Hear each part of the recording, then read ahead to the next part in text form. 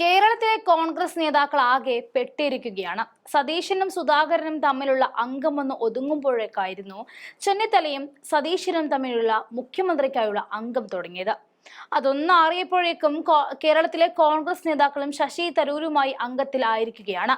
പിണറായി വിജയന്റെ നേതൃത്വത്തിലുള്ള ഇടതുപക്ഷ സർക്കാരിനെ പ്രശംസിക്കുക മാത്രമല്ല, പ്രധാനമന്ത്രി നരേന്ദ്രമോദിയുടെ US സന്ദർശനത്തെ അംഗീകരിക്കുകയും ചെയ്തതോടെ സ്ഥിതിഗതികൾ കൂടുതൽ വഷളായി എന്ന് പറയാം. അതോടെ ഇടഞ്ഞ കോൺഗ്രസ് നേതാക്കളൊന്ന് ഒതുങ്ങാൻ രാഹുൽ ഗാന്ധിയുമായുള്ള കൂടിക്കാഴ്ച വേണ്ടി വന്നു. ഈ വിഷയത്തിൽ രാഹുൽ ഗാന്ധിയും തരൂരും എന്ത് സംസാരിച്ചുവെന്ന് തനിക്കറിയില്ല എന്ന് തുറന്നു പറയുകയാണ് VD സതീശൻ. കൂടാതെ കേരളത്തിലെ മാധ്യമങ്ങൾക്ക് തരൂരിനെതിരെ ആഞ്ഞടിച്ച സതീശൻ, വെള്ളം കുടിപ്പിച്ച സതീശൻ എന്നൊക്കെയുള്ള തലക്കെട്ടാണ് വേണ്ടത് എന്ന് കൂടി പറയുകയാണ്. ആ വീഡിയോ ദൃശ്യങ്ങളിലേക്ക് പോകാം. 8 മാർക്ക് നേരത്തെ ഉണ്ടായിരുന്ന ആൾക്ക് 10 മാർക്ക് കിട്ടി. അപ്പോൾ എത്രയാണ് വർദ്ധനവ്? 25% വർദ്ധനവ്. ഇതുപോലത്തെ കണക്കാണ് ആ കാലഘട്ടത്തിൽ നിന്നുണ്ടായൊരു വ്യത്യാസം. അതിന് മുഖ്യമന്ത്രി പറഞ്ഞ മറുപടി നിങ്ങൾ ശ്രദ്ധിച്ചാൽ, UDFന്റെ കാലത്ത് 300 സ്റ്റാർട്ടപ്പ് ഉണ്ടായിരുന്നുള്ളത്. എന്നാണ് കേരളത്തിൽ സ്റ്റാർട്ടപ്പ് തുടങ്ങിയത്? 2015 ആയപ്പോഴാണ് അതിൻ്റെ ഒരു സ്റ്റാർട്ടപ്പ് പ്രൊമോഷനും മറ്റു കാര്യങ്ങളൊക്കെ ആയിട്ട് ഉമ്മൻചാണ്ടി സർക്കാർ ഈ സംവിധാനം ആരംഭിച്ചത്. ആ 1 കൊല്ലത്തിനകം ഉണ്ടായ കമ്പനിയാണ് അത്രയും. ഈ 8 കൊല്ലത്തിനകം ഉണ്ടായതാണ് ഇത്. എന്നിട്ട് ബാക്കിയുള്ള സംസ്ഥാനങ്ങളായിട്ട് കമ്പയർ ചെയ്ത് കഴിഞ്ഞാൽ ഞാൻ പറഞ്ഞല്ലോ, ഒരു കമ്പാരിസൺ പോലും ഇല്ല. പിന്നെ ഈസ് ഓഫ് ഡൂയിങ് ബിസിനസ്സിൽ number 1. Is of doing business ഇല്ല, ഇപ്പോൾ സമ്മതിച്ചല്ലോ. ഈസ് ഓഫ് ഡൂയിങ് ബിസിനസ് ഇല്ല എന്ന്. ഈസ് ഓഫ് ഡൂയിങ് ബിസിനസ് എന്ന് പറയുന്ന ഒരു ഇൻഡിക്കേറ്റർ ഇല്ല. ആ ഇൻഡിക്കേറ്റർ നിർത്തലാക്കി. ഇത്രയും നാൾ പറഞ്ഞത് ഈസ് ഓഫ് ഡൂയിങ് ബിസിനസ്സിൽ 1ാം സ്ഥാനം ഒന്നല്ല. ഇപ്പൊ സമ്മതിച്ചല്ല, ഈസ് ഓഫ് ഡൂയിങ് ബിസിനസ് ഇല്ല. പിന്നെ കേരളത്തിന്റെ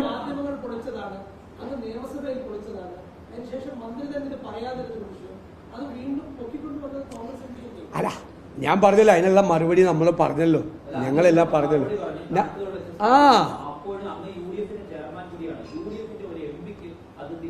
അല്ലല്ല, അതിപ്പോ നമുക്ക് ഞാൻ അതിന് മറുപടി പറഞ്ഞു. അദ്ദേഹം നമ്മളെക്കാൾ മീതെയുള്ള ഒരാളാണ്, നമുക്കൊന്നും ചെയ്യാൻ പറ്റില്ല.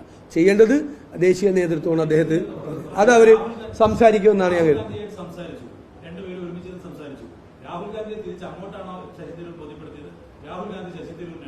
അവര് തമ്മിൽ ഒറ്റയ്ക്കല്ലേ സംസാരിച്ചത്? എനിക്കറിയില്ല എന്താ സംസാരിച്ചത്. അവര് പറഞ്ഞല്ലോ, അവര് 1 to 1 ആണ് സംസാരിച്ചത്. ഞാൻ രാഹുൽ ഗാന്ധിയെ വിളിച്ച് ചോദിക്കാമോ എനിക്ക് എന്താണ് ശശി തരൂർ പറഞ്ഞതെന്ന്? അതിനതൊരു ഇംപ്രോപ്പറേറ്റി അല്ലേ? ശശി തരൂരോട് ചോദിക്കാമോ എനിക്ക് നിങ്ങൾ തമ്മിൽ സംസാരിച്ചത്? നിങ്ങൾ എന്ത് കഷ്ടപ്പെട്ടാലും ശശി തരൂരിനെതിരായിട്ട് ഒരു വാക്ക് എൻ്റെ കയ്യിൽ നിന്ന് കിട്ടില്ല. നിങ്ങളെ വായിലെ വെള്ളം പറ്റിക്കാന്നല്ലാതെ എൻ്റെ നാവിൽ നിന്ന് ഒരു വാക്ക്. അദ്ദേഹം കോൺഗ്രസ് വർക്കിംഗ് കമ്മിറ്റി മെമ്പറാണ്. ഞാൻ അദ്ദേഹത്തെ ആദരിക്കുകയും ബഹുമാനിക്കുകയും ചെയ്യുന്ന ആളാണ്. അദ്ദേഹം കോൺഗ്രസ് നേതാവാണ്, കോൺഗ്രസ് വർക്കിംഗ് കമ്മിറ്റി അംഗമാണ്.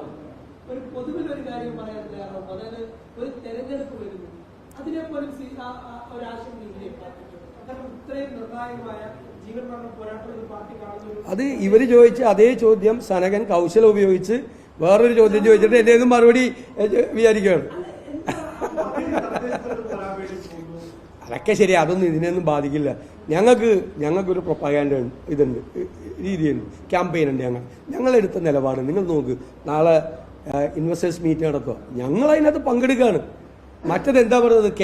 ഞങ്ങൾ ഇൻവെസ്റ്റേഴ്സ് മീറ്റ് നടത്തിയപ്പോൾ കേരളത്തെ വിൽപ്പനയ്ക്ക് വെച്ചിരിക്കുന്നു എന്നാണ് അന്നത്തെ പ്രതിപക്ഷം. ഈ മുഖ്യമന്ത്രി അടക്കമുള്ള ആളുകൾ കേരളത്തെ വിൽപ്പനയ്ക്ക് വെച്ചിരിക്കുന്നു, കേരളം വിൽക്കാൻ വെച്ചിരിക്കുന്നു. ചന്ദ്രശേഖരൻ സ്റ്റേഡിയം വിൽക്കാൻ പോവാണ്. എന്തൊക്കെയാണ് അന്ന് പറഞ്ഞത്? ഞങ്ങളതാണ് പറഞ്ഞത്. ഞങ്ങൾ പറഞ്ഞത് കേരളത്തിൽ വ്യവസായ സൗഹൃദ അന്തരീക്ഷം ഉണ്ടാകണം. അത് ഗവൺമെന്റിന്റെ മാത്രം ആഗ്രഹമല്ല, കേരളത്തിന്റെ ആഗ്രഹമാണ്. കേരളത്തിൽ വ്യവസായങ്ങൾ വരണം, സംരംഭങ്ങൾ ഉണ്ടാകണം, കേരളത്തിലെ ചെറുപ്പക്കാർക്ക് തൊഴിലവസരങ്ങൾ ഉണ്ടാകണം, അവരിങ്ങനെ പുറത്തേക്ക് പോകരുത്, വിദ്യാഭ്യാസ സ്ഥാപനങ്ങൾ ഉണ്ടാകണം. ഞങ്ങൾ എന്ത് പോസിറ്റീവായിട്ടുള്ള അപ്രോച്ചാണ്. ഞങ്ങൾ ആ യോഗത്തിൽ പങ്കെടുക്കുകയല്ലേ? ഞങ്ങൾക്കും ബഹിഷ്കരിക്കാൻ പാടില്ല. ഞങ്ങൾ ബഹിഷ്കരിച്ചത് എന്താ? നവകേരള സദസ്സ്. അത് തെരഞ്ഞെടുപ്പിന് മുമ്പ് നടന്നൊരു പൊളിറ്റിക്കൽ ക്യാമ്പയിൻ. ആ പൊളിറ്റിക്കൽ ക്യാമ്പയിൻ്റെ കൂടെ ഞങ്ങൾ പോകേണ്ട ആവശ്യമുണ്ടോ? അത് മാത്രമേ അത് LDF ഒറ്റയ്ക്ക് നടത്തിക്കൊള്ളാൻ പറഞ്ഞത്. LDFന്റെ ക്യാമ്പയിനാണ്. ഞങ്ങളുടെ വിചാരണ സദസ്സ് വേറെ ഞങ്ങൾ നടത്തി. കേരളത്തിന്റെ പൊതു താല്പര്യത്തിന് വേണ്ടി ഗവൺമെന്റ് നടത്തുന്ന എല്ലാ ശ്രമങ്ങളെയും ഞങ്ങൾ പിന്തുണയ്ക്കും. ഞങ്ങൾ പോസിറ്റീവാണ്. ഇവരാ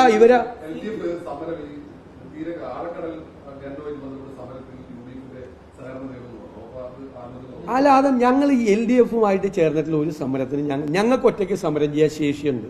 എന്തിനാ ഒരുമിച്ച് ചെയ്യണത്? ഞങ്ങൾ നിയമസഭയിൽ ഞാൻ തന്നെയാണ് ആ വിഷയം അവതരിപ്പിച്ചത്. സർക്കാർ ഇതുവരെ അഭിപ്രായം പറഞ്ഞിട്ടില്ല കടൽ മണൽ ഖനനത്തെക്കുറിച്ച്. അതിൻ്റെ ഗുരുതരമായ സ്വഭാവത്തെക്കുറിച്ച് ഞാൻ തന്നെയാണ് നിയമസഭയിൽ ആ വിഷയം അവതരിപ്പിച്ചത്. അപ്പോൾ സർക്കാർ മറുപടി, കേന്ദ്ര ഗവൺമെൻറ്റാണ് തീരുമാനം എടുക്കേണ്ടത്. സെൻട്രൽ സബ്ജക്റ്റ് ആയതുകൊണ്ടാണ് ഞങ്ങൾ അടിയന്തര പ്രമേയം കൊണ്ടുവരാതെ സംസ്ഥാന ഗവൺമെൻറ് സ്റ്റേറ്റ് ഗവൺമെൻറ്റിൽ സമ്മർദ്ദം ചെലുത്തണം എന്നാവശ്യപ്പെട്ടുകൊണ്ട് സബ്മിഷൻ കൊണ്ടുവന്നത്. അത് ഞങ്ങൾക്ക് കുറച്ച് നിലപാട്. ഞങ്ങൾ അതിനെതിരായിട്ടുള്ള സമരം ആരംഭിച്ചു കഴിഞ്ഞു. ഞങ്ങൾ തീരദേശ യാത്ര പ്ലാൻ ചെയ്തിട്ടുണ്ട്. രാപ്പകൽ സമരം KPCC-യുടെ നേതൃത്വത്തിൽ നടക്കുന്നുണ്ട്. പദയാത്രകൾ നടക്കുന്നുണ്ട്. ഞങ്ങൾ കടൽ മണൽ ഖനനത്തിനെതിരായിട്ടുള്ള സമരം UDF-ഉം ഇപ്പോൾ NK പ്രേമേന്ദ്രൻ നയിക്കുന്ന കാൽനട യാത്രയുണ്ട്. ഇതെല്ലാം UDF-ന്റെ ഘടകകക്ഷികളും UDF-ഉം എല്ലാവരും തീരുമാനിച്ചിട്ടുണ്ട് പരിപാടികൾ.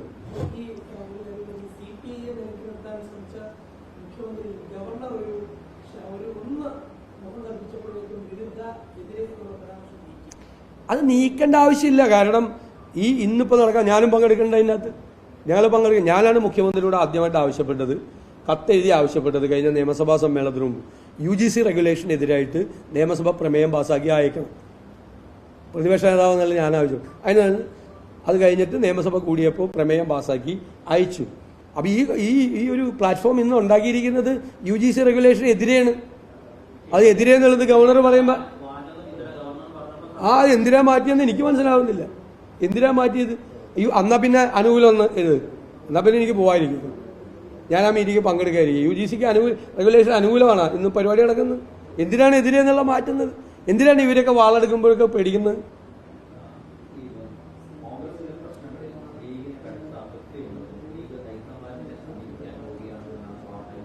അങ്ങനെ കോൺഗ്രസിൽ ഒരു പ്രശ്നമുള്ളതായിട്ട് അവർ ഒരു അതിർത്തിയും രേഖപ്പെടുത്തിയിട്ടില്ല. ഞങ്ങൾ എല്ലാ ദിവസവും ഓരോരുത്തരും ഓരോ ദിവസവും ഓരോ വാർത്ത ഉണ്ടാക്കുകയാണ്. ഓരോ ചാനലുകളും ഓരോ മാധ്യമങ്ങളും ഓരോ വാർത്ത രാവിലെ ഉണ്ടാക്കണം, ഒന്നും ഇല്ലാഞ്ഞിട്ട്. കോൺഗ്രസ് ലീഗും നേതൃത്വവും തമ്മിൽ ഒരു കാലത്തും ഇല്ലാത്ത തരത്തിലുള്ള ഭയങ്കര സുദൃഢമായ ബന്ധമുണ്ട്. കോൺഗ്രസിൽ ഒരു തമ്മിത്തല്ലിൽ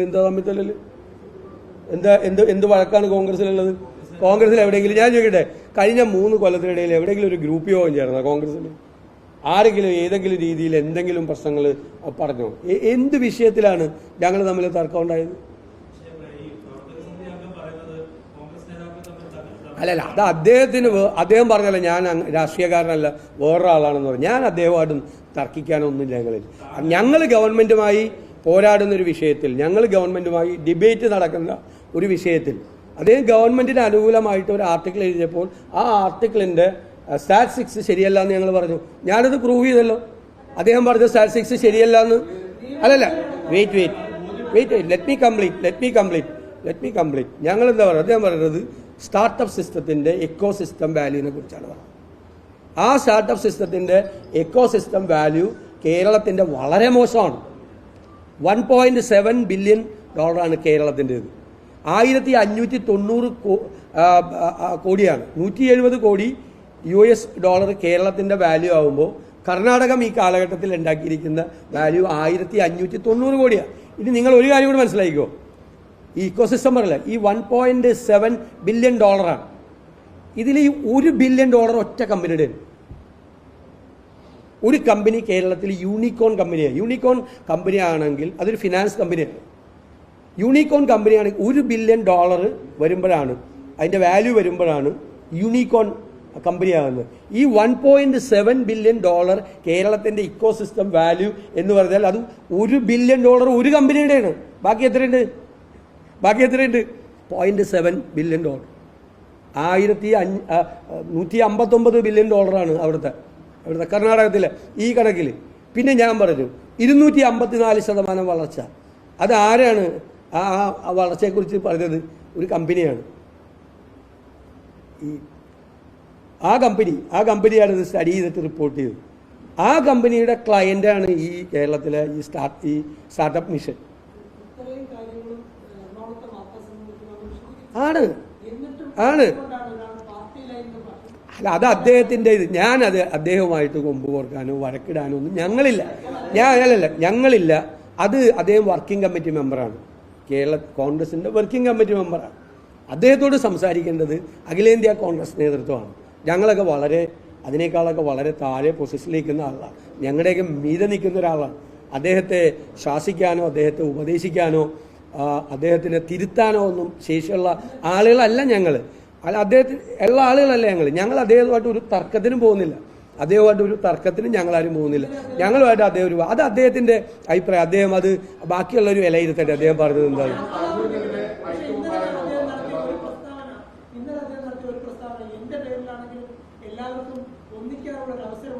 ഇവിടെ ഏത് കാര്യത്തിലാണ് കോൺഗ്രസിൽ ഐക്യമില്ലാത്തത്? നിങ്ങളൊരു കാര്യം പറയും, ഏതെങ്കിലും ഒരു വിഷയം കേരളത്തിൽ വന്നപ്പോൾ കോൺഗ്രസിൻ്റെ നേതൃത്വം ഐക്യമില്ലായ്മ എവിടെയാണ് പ്രകടിപ്പിച്ചിട്ടുള്ളത്? ഏത് സബ്ജക്റ്റിലാണ് ഞങ്ങൾ ഐക്യമില്ലായ്മ കാണിച്ചിട്ടുള്ളത്? ഇപ്പോൾ ബ്രൂവറി വിഷയത്തിൽ നിയമസഭയിൽ ആരോപണം ഉന്നയിച്ചത് സി രമേശ് ചെന്നിത്തലയാണ്. ഞങ്ങൾ ഒരുമിച്ചാണ് പത്രസമ്മേളനം നടത്തിയിട്ട് സർക്കാരിനെതിരായിട്ട് ഞങ്ങൾ പറഞ്ഞത്. ഞങ്ങൾ എല്ലാ കാര്യങ്ങളും ആലോചിച്ചിട്ടാണ് മുഴുവൻ ലീഡർഷിപ്പും KPCC പ്രസിഡന്റ്, മുൻ KPCC പ്രസിഡന്റുമാർ എല്ലാവരുമായിട്ട് ഞങ്ങൾ നിരന്തരമായി ആലോചന നടത്തിയിട്ടാണ് ഞങ്ങൾ ഓരോ തീരുമാനങ്ങൾ എടുക്കുന്നത്.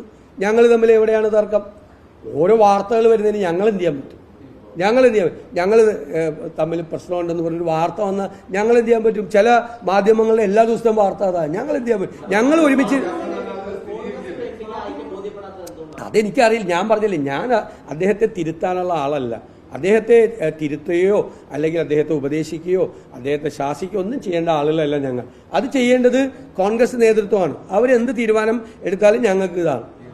ഞങ്ങൾ അതിൻ്റെ പേരിലൊന്നും ഒരു വിവാദത്തിനും ഇല്ല. നിങ്ങൾ എല്ലാ ദിവസവും നിങ്ങൾ സംസാരിക്കുമ്പോൾ നിങ്ങളൊരു തലക്കെട്ടിന് വേണ്ടിയാണ് സംസാരിക്കുന്നത്. ഇന്ന് നമ്മൾ ഇത്രയും പ്രധാനപ്പെട്ട പ്രശ്നം പറഞ്ഞിട്ടും നിങ്ങൾക്ക് ആഗ്രഹമുള്ള തലക്കെട്ട് ശശി തരൂരിനെതിരെ VD സതീശൻ, അത് എൻ്റെ കയ്യിൽ നിന്ന് കിട്ടില്ല. ഞാൻ അദ്ദേഹത്തിന് എതിരല്ല.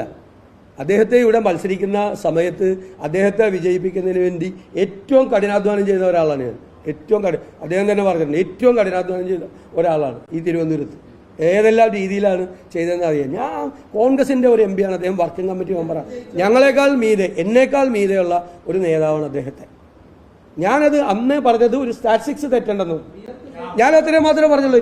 അല്ലല്ല, വെയിറ്റ്, ഞാൻ അത്ര മാത്രമേ പറഞ്ഞുള്ളൂ. അദ്ദേഹം പറഞ്ഞ കണക്ക് എന്ന് പറയുന്നത് സ്റ്റാർട്ടപ്പ് മിഷൻ വെച്ച കണക്കാണ്. ആ കണക്ക് തെറ്റാണ് എന്ന് ഞാൻ പറഞ്ഞു. ഞാൻ ആ കണക്ക് കണക്ക് വെച്ചോളാൻ പറഞ്ഞു. ഞാൻ കൃത്യമായ കണക്ക് കൊണ്ടുവന്നു. നിങ്ങൾ പറഞ്ഞില്ലേ 2019-21 ഒരു കാലഘട്ടമായിട്ട് പരിഗണിച്ചു, 2021-24 ഒരു കാലഘട്ടമായിട്ട് പരിഗണിച്ചു. ആദ്യത്തെ കാലഘട്ടത്തേക്കാൾ 254% ഗ്രോത്താണ് സ്റ്റാർട്ടപ്പ് കമ്പനി. ആദ്യത്തെ കാലഘട്ടം ഏതാ? ആദ്യത്തെ കാലഘട്ടം കോവിഡ് കാലഘട്ടം. 0 മാർക്ക് കിട്ടിയ അല്ലെങ്കിൽ 1 മാർക്ക് കിട്ടിയ ആൾക്ക് 4 മാർക്ക് കിട്ടി. 4 മാർക്ക് കിട്ടിയപ്പോൾ എത്ര ശതമാനമാണ്?